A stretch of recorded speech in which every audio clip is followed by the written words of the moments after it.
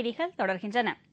திருக்கோவிலூர் பகுதியில் போலீசாரால் பாலியல் பலாத்காரத்திற்கு உள்ளாக்கப்பட்ட 4 பழங்குடியின பெண்களின் மருத்துவ பரிசோதனை அறிக்கையை டிசம்பர் 7ஆம் தேதிக்குள் தாக்கல் செய்ய வேண்டும் என்று நீதிமன்றம் உத்தரவிட்டுள்ளது. திருக்கோவிலூர் அருகே உள்ள டி மண்டபம் பகுதியில் பழங்குடியின பெண்களை விசாரணைக்கு அழைத்துச் செல்வதாக கூறி போலீசார் பாலியல் பலாத்காரம் செய்ததாக புகார் எழுந்தது. இந்த சம்பவத்திற்கு தேமுதிக நிறுவன தலைவரும் சட்டமன்ற எதிர்க்கட்சித் தலைவருமான கேப்டன் விஜயகாந்த் உட்பட பலரும் கடும் கண்டனம் தெரிவித்ததை அடுத்து இதில் தொடர்புடைய காவல்துறை ஆய்வாளர் ஸ்ரீனிவாசன், சிறப்பு உதவி ஆய்வாளர் ராமநாதன் மற்றும் போலீஸ் ஏட்டுகள் உட்பட 5 போலீசார் தற்காலிகமாக பணிநீக்கம் செய்யப்பட்டுள்ளனர். இந்த வழக்கு விசாரணை திருக்கோவிலூர் குற்றவியல் நீதிமன்றத்தில் இன்று நடைபெற்றது. பாதிக்கப்பட்ட 4 பெண்களுக்கும் மருத்துவ பரிசோதனை செய்து மருத்துவ அறிக்கையை வருகிற டிசம்பர் 7ஆம் தேதிக்குள் அறிக்கை சமர்ப்பிக்க வேண்டும் என்று நீதிபதி உத்தரவிட்டார். இதனைத் தொடர்ந்து அந்த 4 பெண்களும் முண்டியம்பாக்கத்தில் உள்ள அரசு மருத்துவமனைக்கு கொண்டு செல்லப்பட்டு மருத்துவ பரிசோதனை செய்யப்பட்டது. இந்நிலையில் பாதிக்கப்பட்ட 4 பெண்களும் நிவாரணமாக தலா 5 லட்சம் ரூபாய் வழங்கப்படும் என்று தமிழக அரசு அறிவித்துள்ளது. திருவண்ணாமலை அருணாச்சலேஸ்வரர் கோவிலில் கார்த்திகை தீபத் திருவிழா இன்று காலை கொடியேற்றத்துடன் விமர்சையாக தொடங்கியது. இந்த நிகழ்ச்சியில் பல்லாயிரக்கணக்கான பக்தர்கள் கலந்து கொண்டு சாமி தரிசனம் செய்தனர்.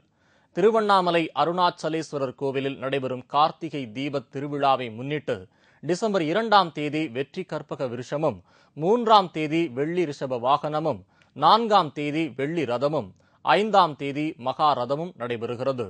டிசம்பர் 8ஆம் தேதி மாலை 6 மணிக்கு கார்த்திகை மகா தீபம் ஏற்றப்படும். இந்த தீபத் திருவிழாவை முன்னிட்டு சுமார் 12,000 போலீசார் பாதுகாப்பு பணியில் ஈடுபடுத்தப்பட்டுள்ளனர். மேலும் குற்றங்களை தடுக்கும் வகையில் திருவண்ணாமலையில் உள்ள முக்கிய வீதிகளில் சுமார் 64 கேமராக்கள் பொருத்தப்பட்டுள்ளன. தமிழகத்தில் பெய்து வரும் கனமழை காரணமாக பெரும்பாலான அருவிகளில் வெள்ளப்பெருக்கு ஏற்பட்டுள்ளது. மேலும் சாலைகள் மற்றும் பாலங்கள் துண்டிக்கப்பட்டுள்ளதால் பொதுமக்கள் பெரும் சிரமத்திற்கு ஆளாகியுள்ளனர். குமரியில் குட்டி குற்றாலம் என்று அழைக்கப்படும் திற்பரப்பு அருவியில் வெள்ளப்பெருக்கு ஏற்பட்டுள்ளதால் சுற்றுலா பயணிகளுக்கும் மற்றும் சபரிமலைக்கு செல்லும் பக்தர்களுக்கும் அருவியில் குளிக்க தடை விதிக்கப்பட்டுள்ளது. இதேபோல் வைகை அணையில் இருந்து திறந்துவிடப்பட்ட தண்ணீர் வைகை ஆற்றில் பெருக்கெடுத்து ஓடுவதால் பரமக்குடியில் உள்ள 2 தரைப்பாலங்கள் தண்ணீரில் மூழ்கின. இதனால் பொதுமக்கள் பெரும் சிரமத்திற்கு ஆளாகியுள்ளனர். திண்டுக்கல் மற்றும் அதனை சுற்றியுள்ள பகுதிகளில் நேற்று இரவு சுமார் 4 மணி நேரம் பெய்த கனமழை காரணமாக திண்டுக்கல் மதுரை தேசிய நெடுஞ்சாலையில் உள்ள ஆத்தூர், காந்தி கிராமம், அண்ணா இந்திரா நகர், BMS நகர், மெட்ரோ நகர், சௌராஷ்டிரா காலனி உள்ளிட்ட கிராமங்களுக்கு செல்லும் பாலம் அடித்துச் செல்லப்பட்டது. இதனால் சுமார் 5 கிலோமீட்டர் தூரம் சுற்றி செல்ல வேண்டிய நிலை ஏற்பட்டுள்ளதால் பொதுமக்கள் பெரும் சிரமத்திற்கு ஆளாகியுள்ளனர். கார்டை போட்டால் பணம் வரும். ATM மிஷினை போலவே தங்க நாணயம் வரும் மிஷின் ஒன்று மும்பையில் அறிமுகப்படுத்தப்பட்டுள்ளது. கிரெடிட் மற்றும் டெபிட் கார்டுகளை போட்டவுடன் ATM மிஷின்களில் இருந்து சரசரவென பணம் வருவதைப் போலவே இந்த மிஷினிலும் தங்க நாணயங்கள் வெளியே வருகின்றன. மும்பையை சேர்ந்த கீதாஞ்சலி என்ற ஒரு நிறுவனம் இந்த தங்க காசு ATM மிஷினை அறிமுகப்படுத்தியுள்ளது. இந்த புதிய வகை தங்க ATM மிஷினை மக்கள் ஆர்வத்துடன் பார்வையிட்டு தங்க காசுகளை வாங்கிச் செல்கின்றனர். காரைக்காலில் புகழ்பெற்ற விநாயகர் கோவிலின் பூட்டை உடைத்து சுமார் 2 லட்சம் ரூபாய் பணம் கொள்ளையடிக்கப்பட்ட சம்பவம் பக்தர்களிடையே பெரும் அதிர்ச்சியை ஏற்படுத்தியுள்ளது. காரைக்கால் நகரின் மத்திய பகுதியில் அமைந்துள்ளது பிரசித்தி பெற்ற சித்தி விநாயகர் ஆலயம்.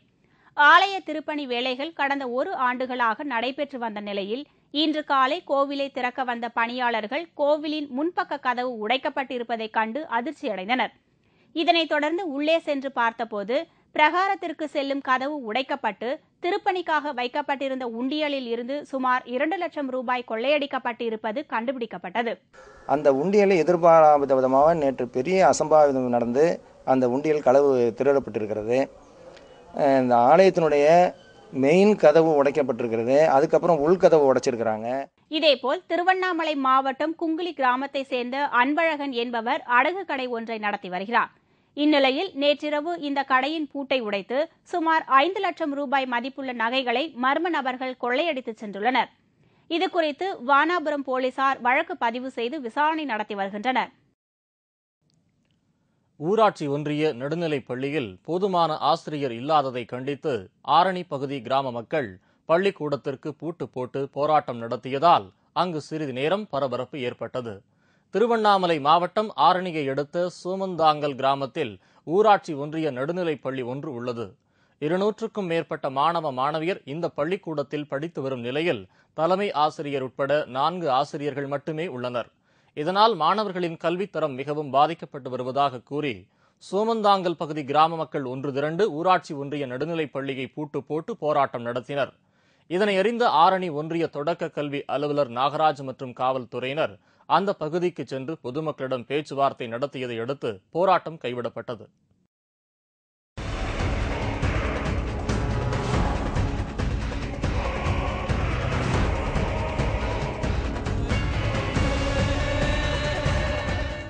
ஆச்சரியம் ஆனால் உண்மை. இன்று நாம் காண இருப்பது சூறாவளியோ சுழல் காற்றோ அல்ல. இது ஒரு சிறிய பறவைகளின் கூட்டம்தான். லட்சக்கணக்கான குட்டி பறவைகள் ஒன்றாக கூடி வானில் கூட்டமாக வட்டமிட்டு வர்ணஜாலம் காட்டுகின்றன. கடலுக்குள் குட்டி மீன்கள் கூட்டமாக வளைந்து நெளிந்து நீந்துவதைப் போல வானில் இந்த பறவைகள் அங்கும் இங்கும் கூட்டமாக பறந்து திரிகின்றன. இவை பறக்கும்போது ஏற்படும் மாயஜால உருவங்கள் அனைவரையும் ஆச்சரியத்தில் ஆழ்த்தும் என்பதில் சந்தேகம் இல்லை.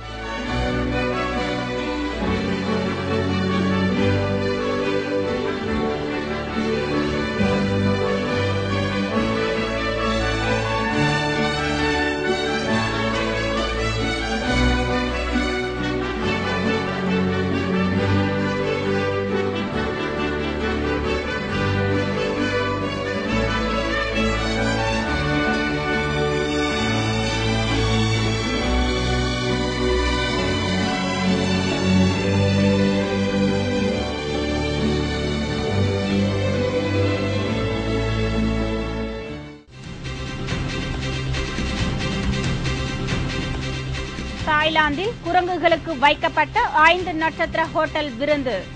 விவரம் இடைவேளைக்கு பிறகு.